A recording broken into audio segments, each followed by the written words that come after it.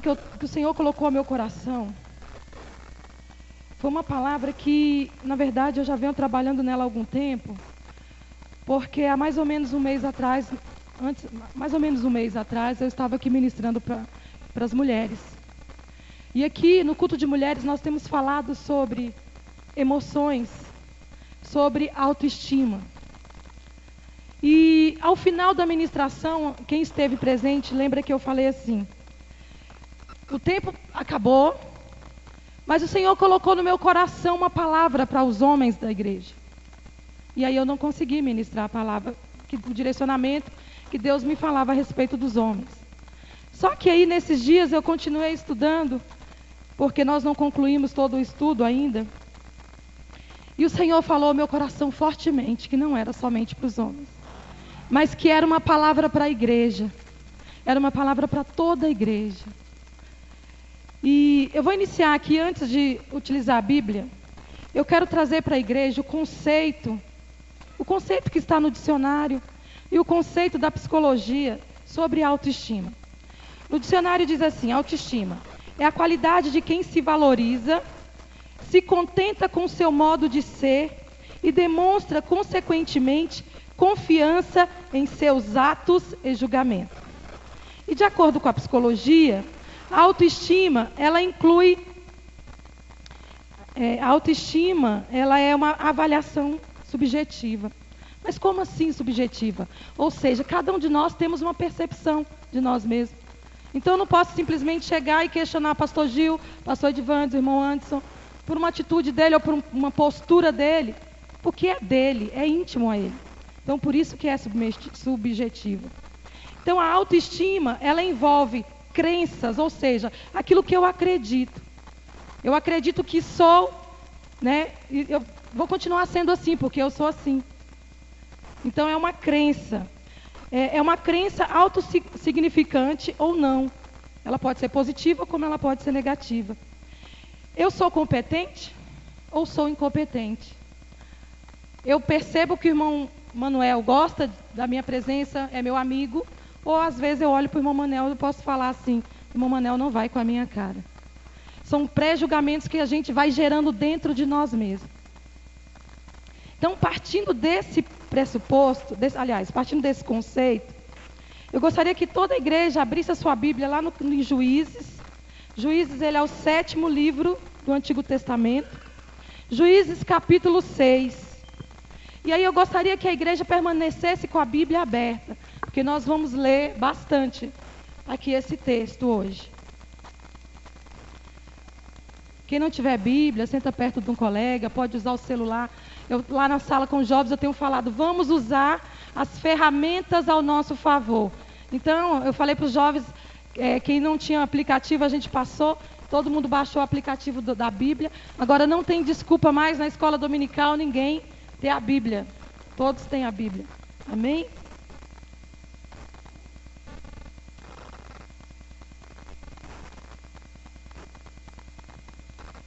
Todos encontraram?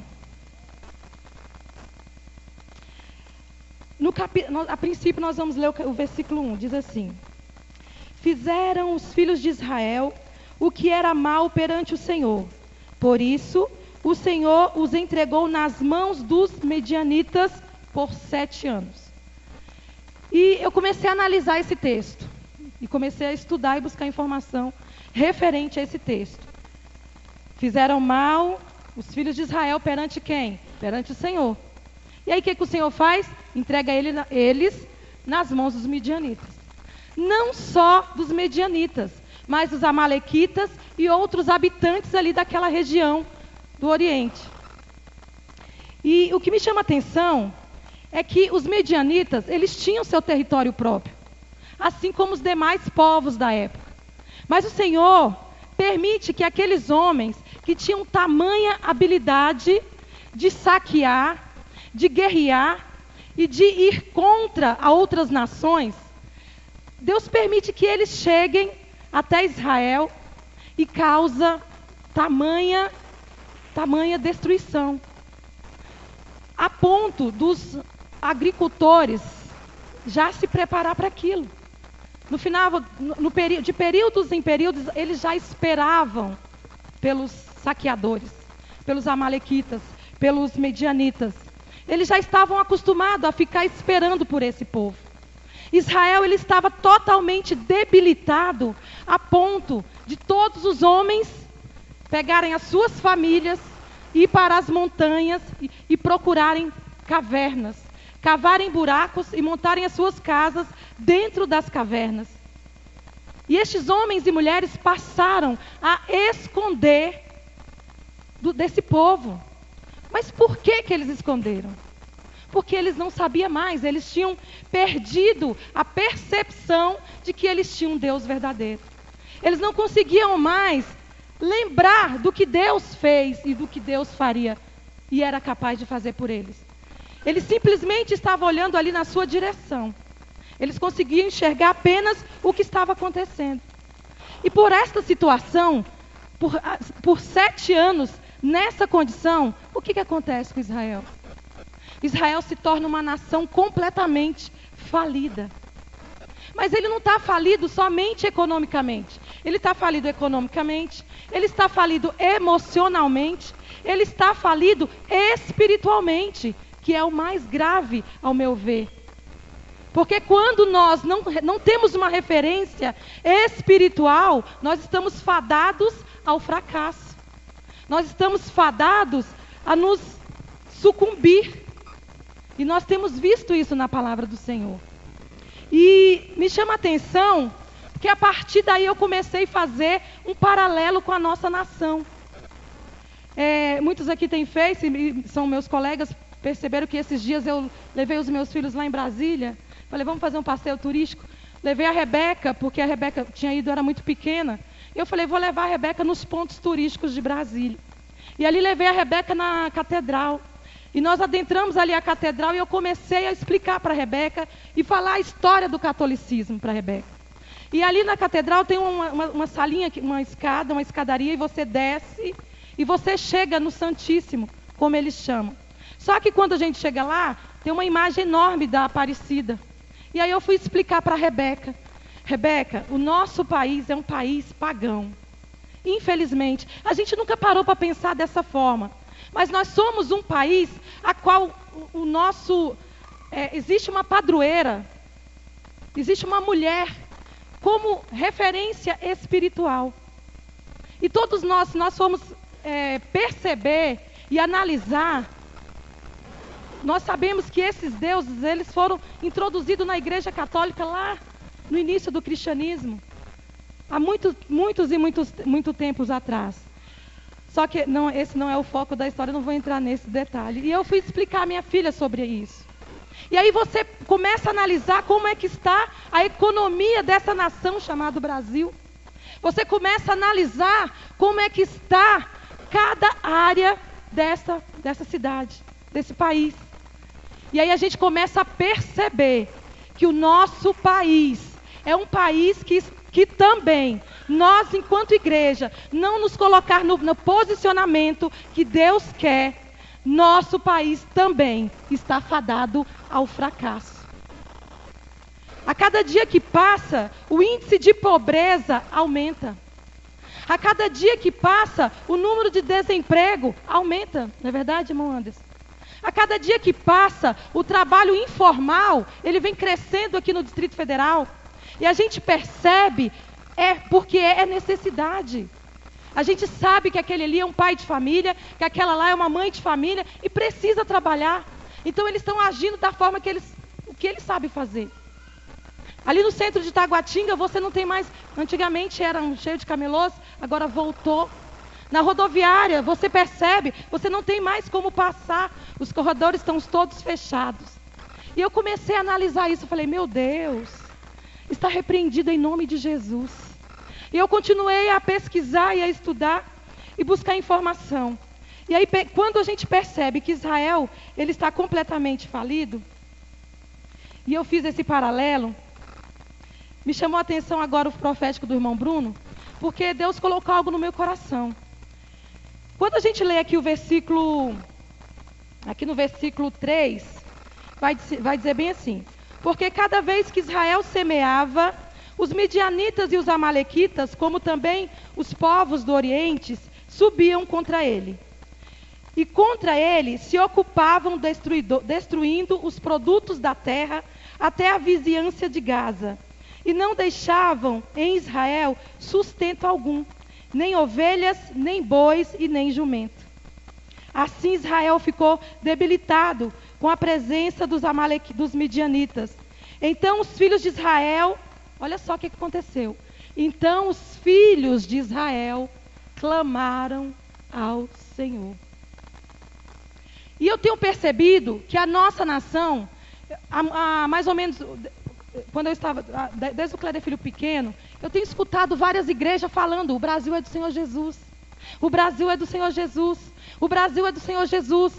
Quando você vê no censo que é feito anualmente pelo IBGE, a gente percebe que o número de evangélicos tem crescido consideravelmente. E esse ano, para nossa surpresa, aparece lá um quadradinho: evangélicos não praticantes. Ou seja, a que nível o povo de Deus chegou? A que nível a igreja do Senhor tem sido vista?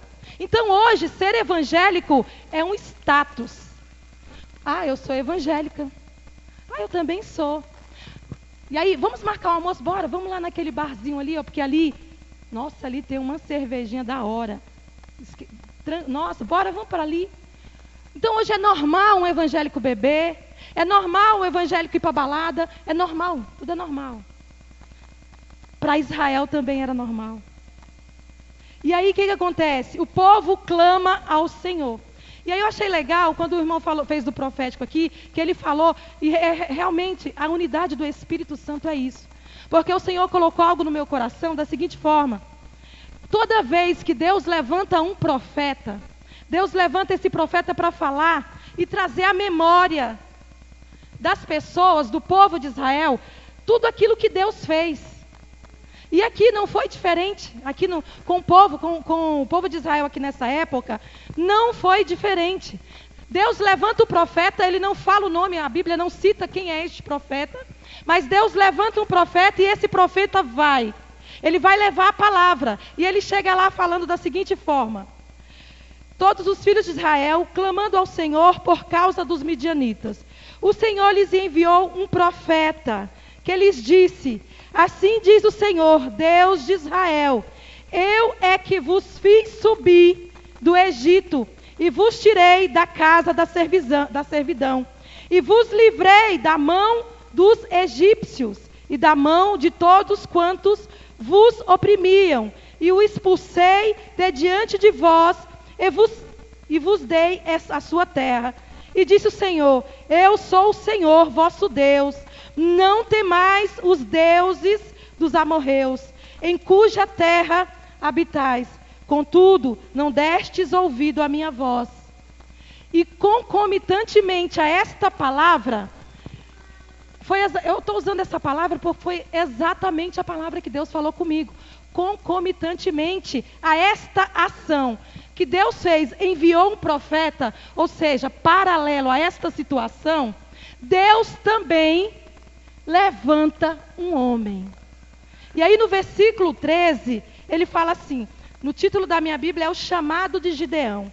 Então veio o anjo do Senhor e assentou-se debaixo do carvalho que está em Ofra, que pertencia a Joás, a Biesrita, e Gideão, seu filho, estava malhando trigo no lagar, para o pôr a salvo dos midianitas. Então o anjo do Senhor lhe aparece e lhe disse: o Senhor é contigo, homem valente. E aí o valente, o homem valente, o que ele faz? Ele começa a se lamuriar. Mas sabe por que aquele homem começa a se lamuriar? Porque aquele homem não conhecia mais a sua identidade. E Deus começa a trabalhar de forma que aquele homem venha reconhecer a identidade que ele tem em Deus. E ele começa: o Senhor é contigo, homem valente. Respondeu-lhe Gideão: ai, Senhor meu, se o Senhor é conosco, porque nos sobreveio tudo isso? E que é feito para todas as suas que é feito de todas as suas maravilhas que nossos pais nos contaram, dizendo: não nos fez o Senhor subir do Egito, porém agora o Senhor nos desamparou e nos entregou nas mãos dos midianitas. Então se virou o Senhor para ele e disse: vai nessa tua força. Vai nessa tua força e livra Israel dos midianitas. Porventura não te enviei eu? Eu acho que ele pensou da seguinte forma: ele só pode estar brincando comigo. Gideão, ele não sabia quem ele era mais. Gideão não sabia mais quem ele era. Gideão não reconhecia o Deus que ele servia.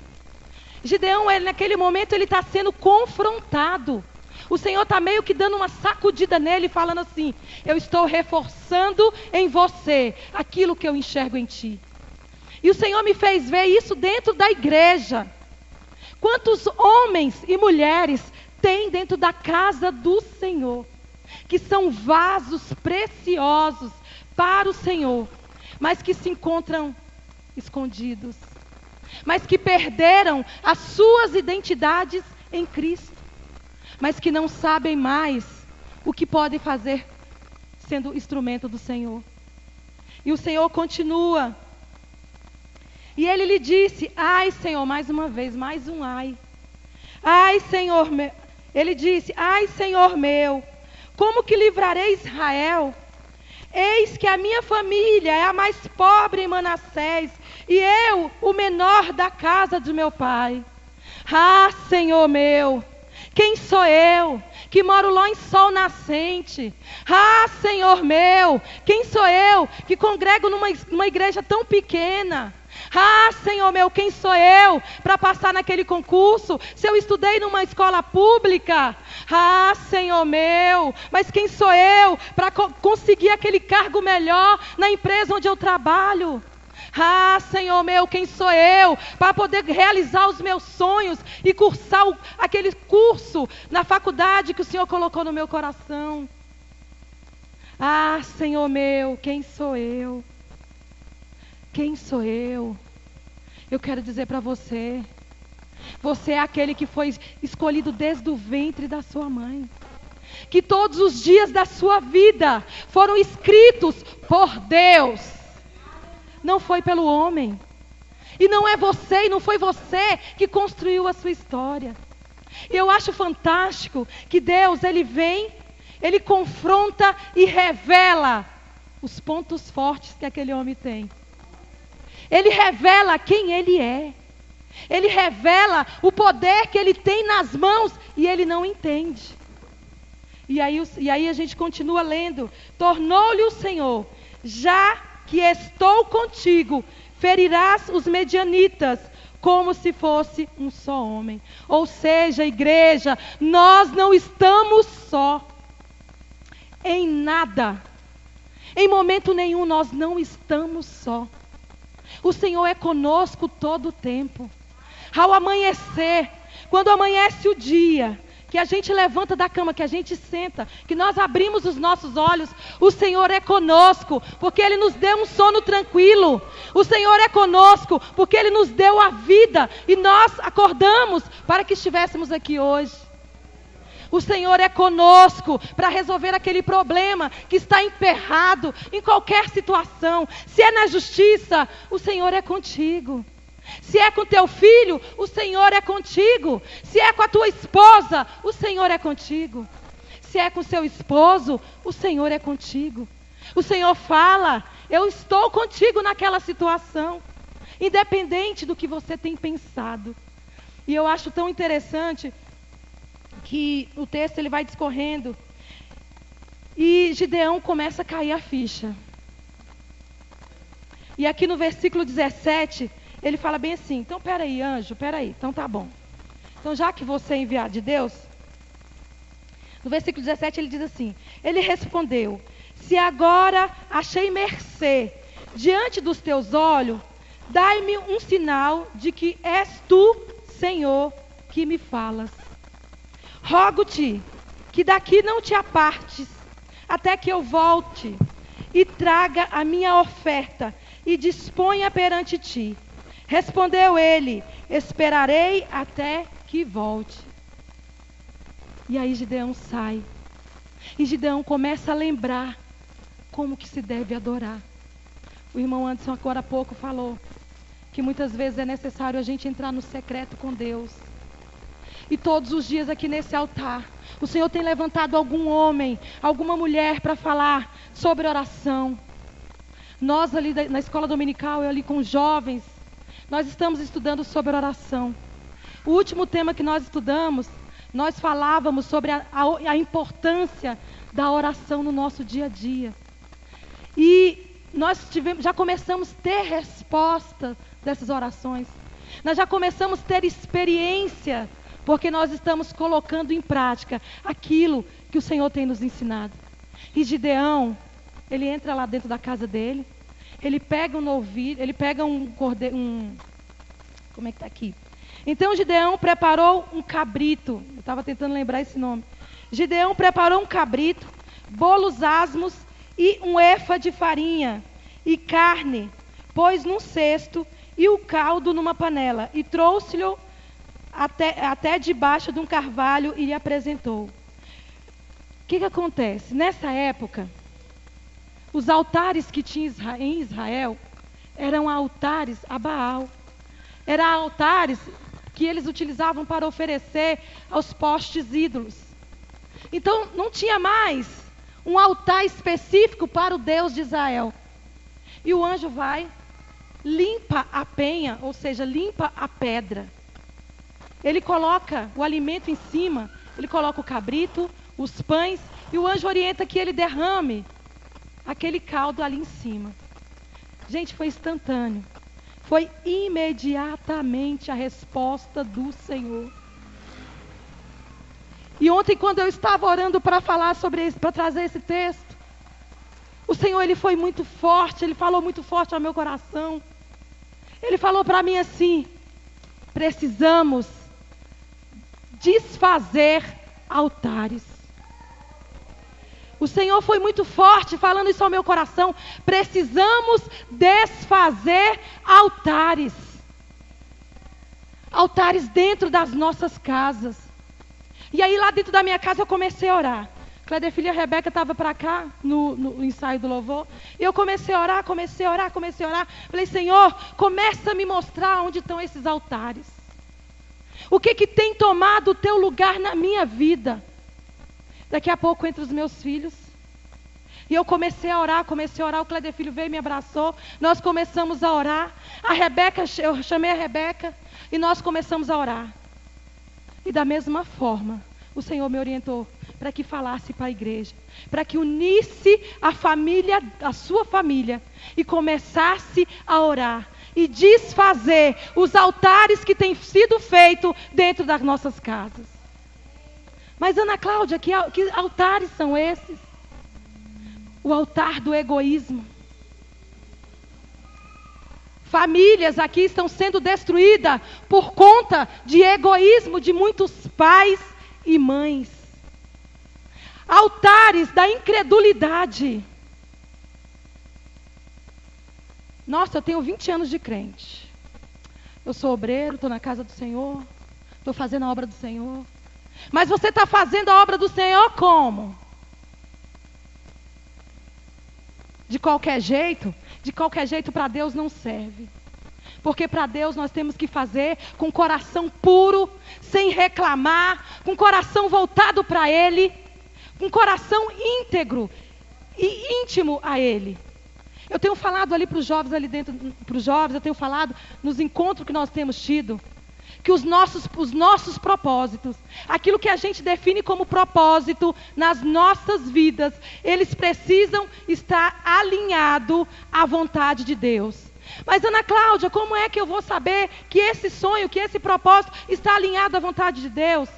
Simples. Tenha uma vida com Deus. Anda com Deus diuturnamente. Anda com Deus de manhã. Anda com Deus à tarde. Anda com Deus no deitar. Anda com Deus no levantar. Andar com Deus diuturnamente. Eu vou entender o propósito que Deus tem para a minha vida. O altar do egoísmo, eu anotei aqui. O altar da prostituição. Nossa, Ana Cláudia, isso é tão forte. É forte. Mas quando a gente fala de prostituição, tudo aquilo que nos roubam da presença do Senhor é prostituição. Se você ler no Antigo Testamento, todo o Antigo Testamento, você vai entender. Além da prostituição que todos nós conhecemos também. Ah, mas eu estou na casa do Senhor, eu sou uma crente, ou eu sou um crente. Mas como que nós nos prostituímos? Nós nos prostituímos por meio da pornografia, por meio de conformar com tudo que nos é passado pelo WhatsApp, pela internet. Outro dia, o Davi estava ali, eu me coloco nesse meio também, porque eu trabalho no mundo, eu tenho uma vida secular, eu tenho trabalhos.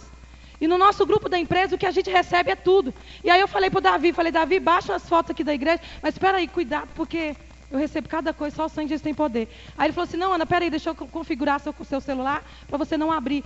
E o Cléder Filho já tinha tentado fazer isso, não tinha conseguido, não sei nem porquê. E aí eu falei, eu não me tiro dessa não.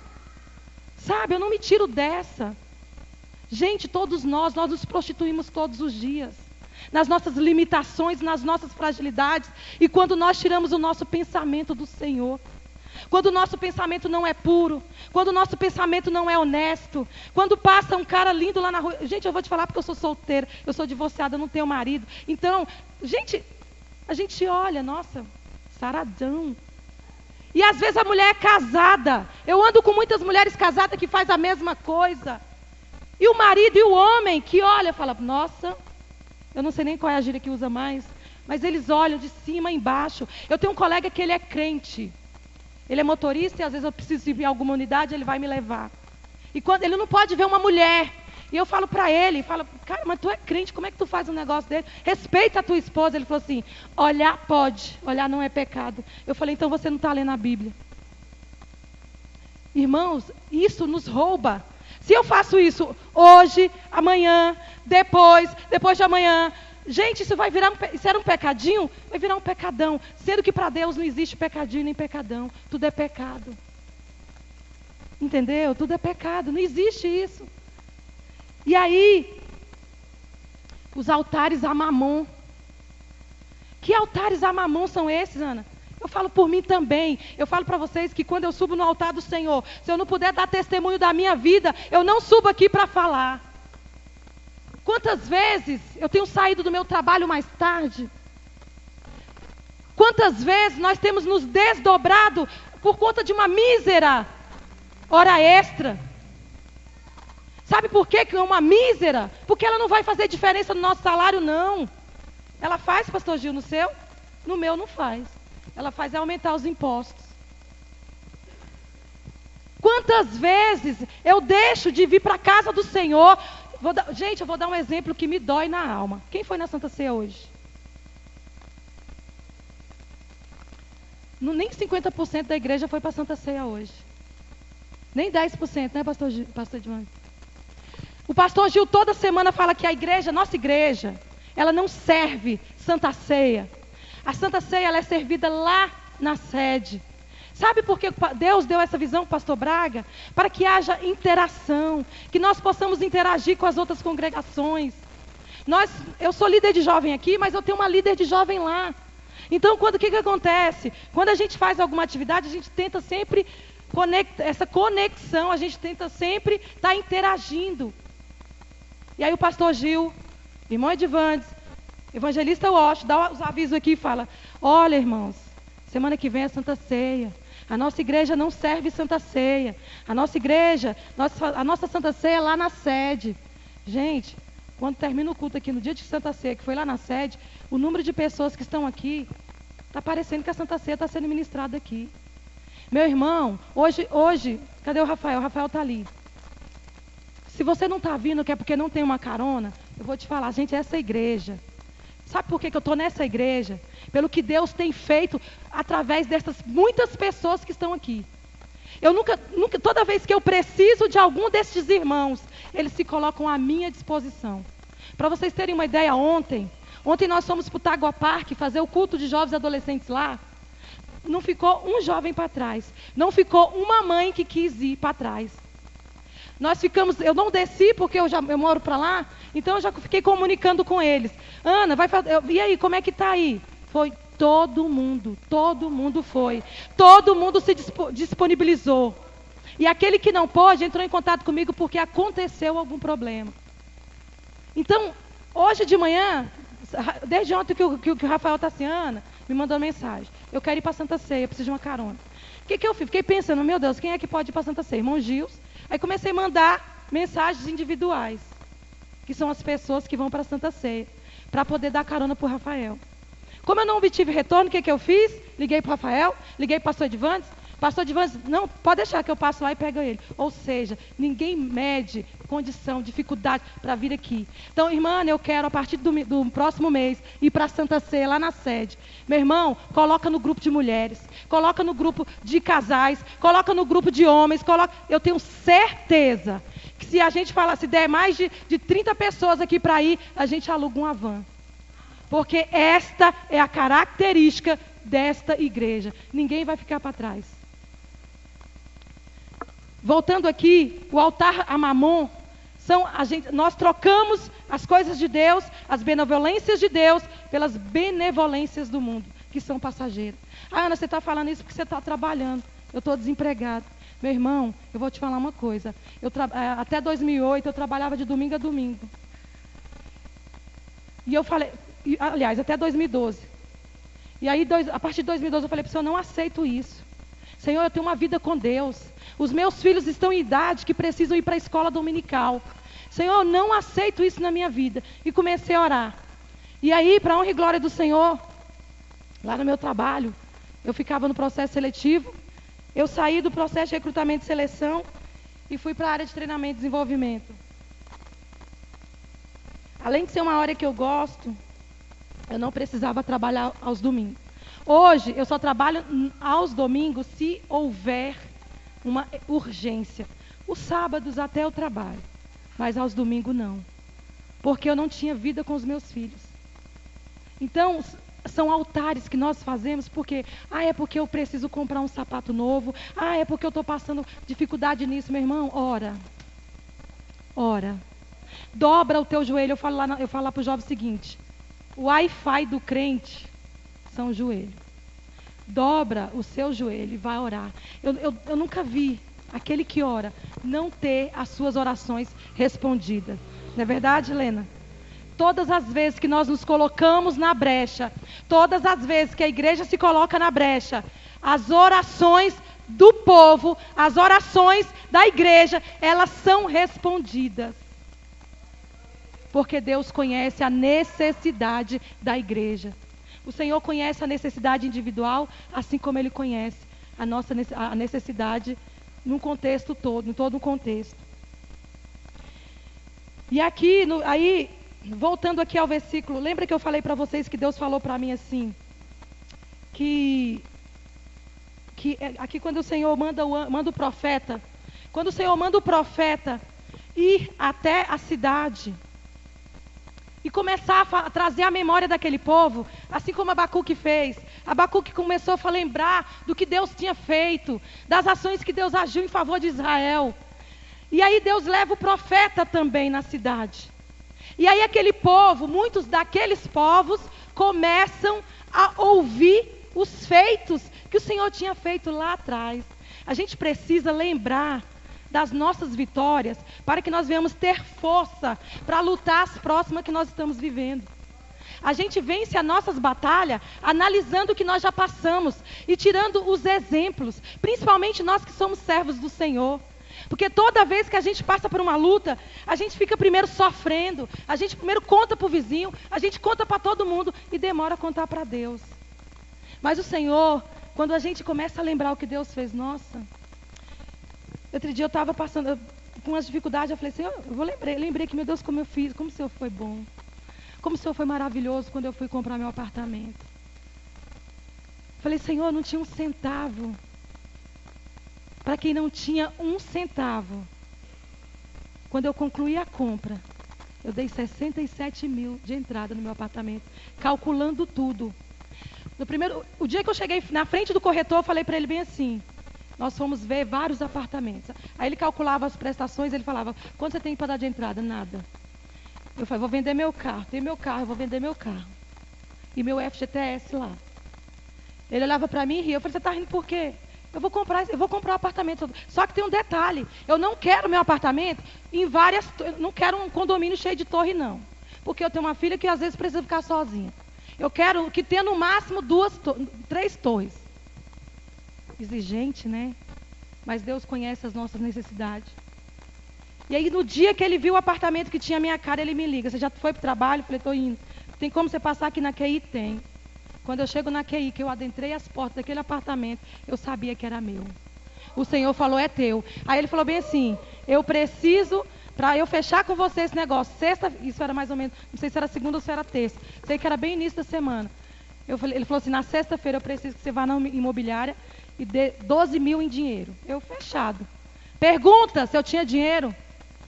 O Eliel é testemunha, o Ramon é testemunha, o pastor Gil é testemunha. Eu não tinha R$1. Mas eu já saí de lá convicta: esse apartamento é meu. Na sexta-feira, eu estava com os 12 mil. Eu estava com mais de 12 mil na mão. Passei os 12 mil para ele. E aí virei para ele e falei para ele: detalhe, eu preciso mudar em 3 meses. Isso é impossível. O Deus que eu sirvo é o Deus do impossível. E eu falei para ele: eu estou te falando que você também está nesse processo, né? E Deus olhou para mim, e ele olhou para mim e falou assim: impossível, nunca aconteceu isso com ninguém. A minha chefe estava comprando apartamento, o meu colega, Odemir, estava comprando apartamento, a minha irmã estavam comprando apartamento. Eu morava de aluguel, tinha pago 2 meses de aluguel adiantado quando eu entrei. Então eu tinha direito de morar 2 meses de graça, né? E aí conversei com o filho do dono da casa que eu morava e falei para ele: eu estou em processo de compra, eu preciso passar 2 meses sem pagar aluguel e cobrir naquele valor. Mas no dia 15 de março eu vou mudar. E isso, a minha documentação tinha ido para São Paulo, estava toda tramitando lá, estava toda em processo ainda. E eu profetizando: em março eu mudo para o meu apartamento. Em março eu mudo. Todo mundo falava: e aí, como é que está a compra do seu apartamento? Não, estou mudando em março. Aí todo mundo olhava para mim: estou mudando em março. Para a honra e glória do Senhor. Precisei vender o carro? Precisei. Mas hoje eu tenho onde morar. E daqui um dia vocês vão ver eu de novo ali com o carro na frente. Porque é assim que Deus faz. É assim que Deus faz. Deus, ele age na nossa fé. Nós não podemos ser limitados diante de um Deus ilimitado, gente. É esse Deus que nós servimos. É esse Deus que, se nós dobrarmos o nosso joelho, nós nos colocarmos na posição que ele quer, ele vai fazer em nosso favor. E aí lembra que eu falei que eram situações similares? Por quê? Porque o profeta precisava trazer à memória daquele povo o que Deus tinha feito. Sabe por quê? Porque a primeira missão que Deus dá para Gideão é que ele vá no monte e derrube todos os altares de Baal. E aí, Gideão, claro, poxa, eu acabei de descobrir minha identidade agora. Eu descobri que eu sou valente agora. Eu descobri que Deus está comigo agora. Eu descobri que eu sou forte agora. E aí, ele fala: então tá bom, Senhor, eu vou, mas eu vou deixar para ir de madrugada, à noite. Porque eu indo de noite, eu não vou ser pego. E assim ele fez. Ele sobe, derruba. O Senhor manda ele preparar um novilho. Ele vai lá, derruba o altar de Baal e faz um altar em oferenda ao Senhor. Amanhece o dia. Aí levanta o povo. Levanta o povo e começa. E começa a falar, a blasfemar. Mas quem foi esse que destruiu o altar de Baal? Mas quem foi esse que destruiu o altar do nosso Deus pagão? Aí levanta o pai de Gideão. Gente, os altares de Baal, eles ficavam nas terras do pai de Joás. Nas terras de Joás ficavam os altares de Baal. Então, quando o povo começa a contender contra Gideão, O pai entra no meio e fala bem assim: epa, alto lá. Eles começam a falar assim: nós vamos levar o teu filho, leva teu filho lá para a rua que nós vamos matá-lo. Nós vamos apedrejá-lo até morrer. Aí ele: vem cá, você não vai fazer isso não. Você vai contender a favor de Baal? Que Baal contente por ele mesmo. De jeito nenhum. Mas o pai dele só agiu dessa forma porque existia um profeta que foi lá e trouxe à memória daquele homem, daquele povo, aquilo que poderia lhes trazer esperança. Isso está registrado lá no livro de Lamentações, capítulo 3, versículo 21. Quero trazer à memória aquilo que nos dá esperança. E aí eu te pergunto nesta noite: o que pode trazer esperança sobre a tua vida hoje? O que Deus fez na tua vida que pode ser gerado dentro de você e trazer esperança novamente? O que me chama a atenção também é que quando eu estava estudando essa palavra, o Senhor falava para mim bem assim: muitos têm ido à minha casa malhar o trigo, assim como Gideão. Muitos têm vindo à casa do Senhor malhar trigo. A igreja não é lugar de malhar trigo. A igreja é o lagar. É um lagar do Senhor. Mas a uva, ela já foi prensada lá na cruz do Calvário, há mais de 2000 anos atrás. E o seu sangue, ele foi vertido naquela cruz por mim e por você. E sabe o trigo que ainda vai ser preparado para você fazer o pão? O pão vivo já desceu do céu. Ou seja, a mesa está posta.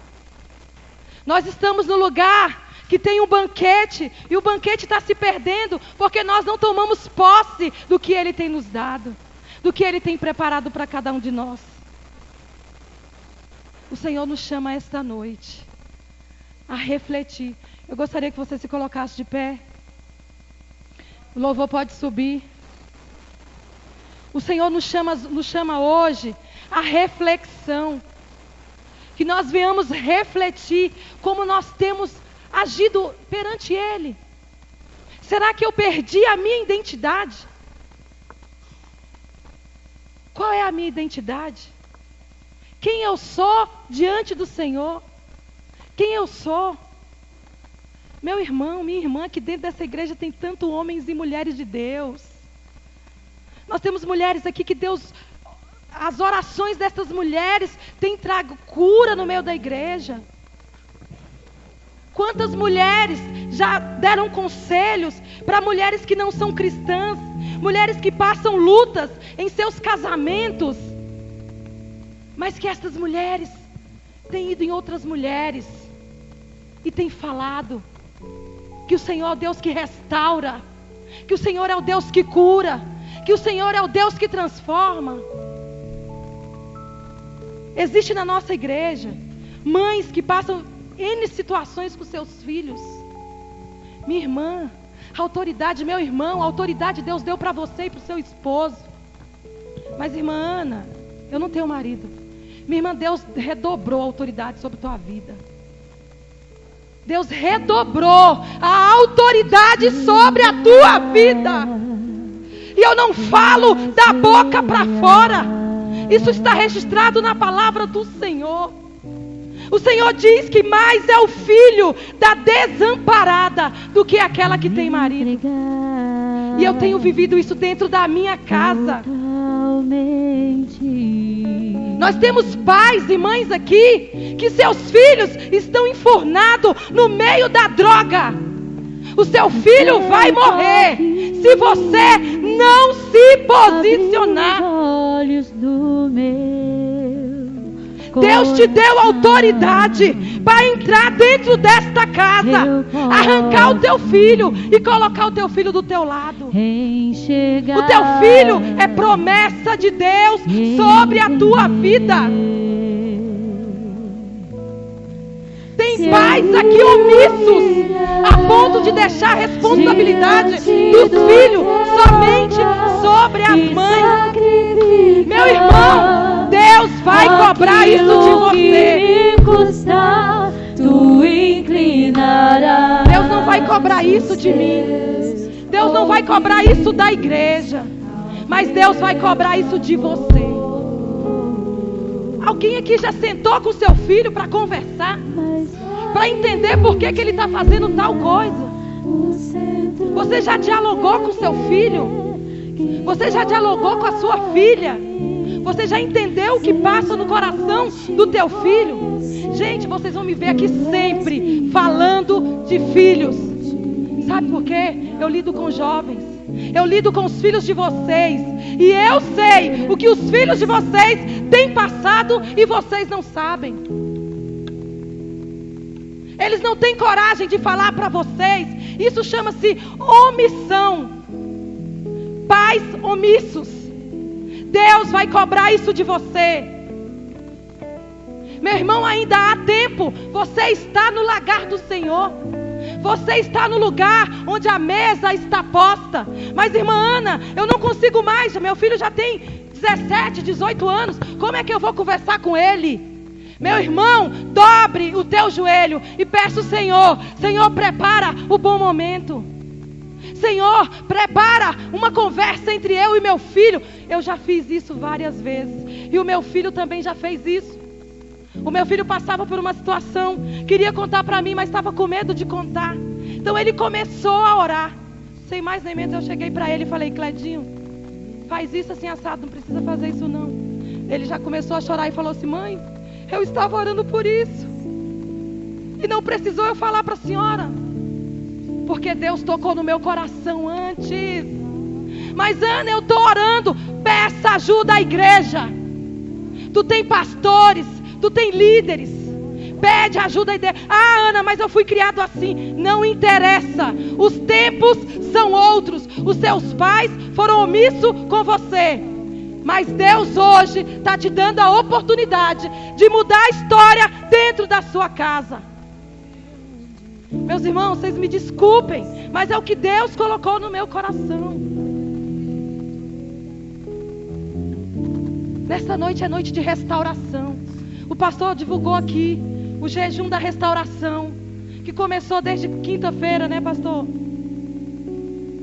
É noite de restauração. Se renda aí na presença do Senhor. Se for necessário ajoelhar, ajoelha. Se quiser vir aqui na frente, vem à frente.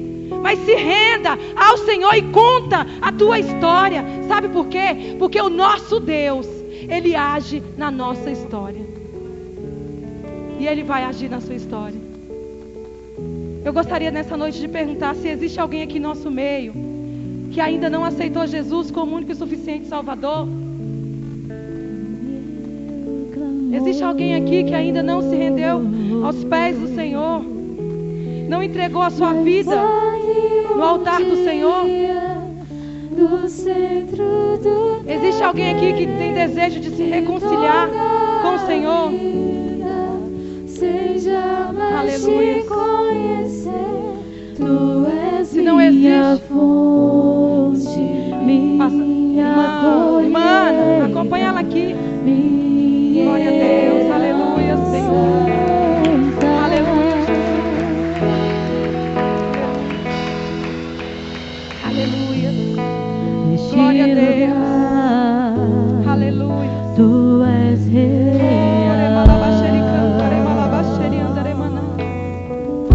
Aleluia. Glória a Deus. O Senhor é o Deus da cura. O Senhor é o Deus que transforma. O Senhor é o Deus que molda os nossos corações. E o Senhor está com as mãos estendidas em favor da igreja dele. Aleluia. Oh Deus. Glória a Deus. Eu gostaria de chamar o pastor Edvantes aqui. Aleluia. Glória a Deus.